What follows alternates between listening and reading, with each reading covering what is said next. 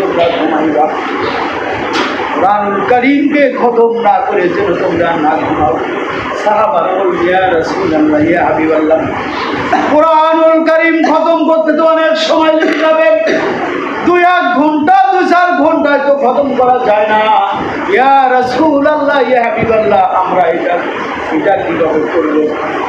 রাসূল পাক সাল্লাল্লাহু আলাইহি সাল্লাম বললেন, সূরা ইখলাস হলো কুরআনুল কারীমের 1/3 অংশের সমান। আল্লাহু আকবার।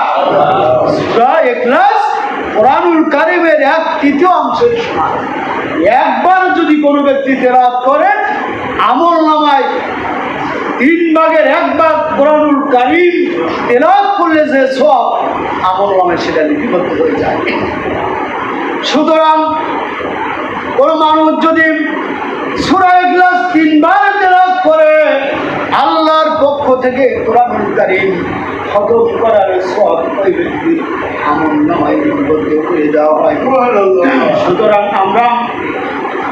আমরা যখন রাত্রিতে ঘুমায় পড়ব, আমরা অবশ্যই সূরা ফাতিহা 1 বার তেলাওয়াত করব, সূরা ইখলাস 3 বার তেলাওয়াত করে এরপর আমরা আমল সহ্য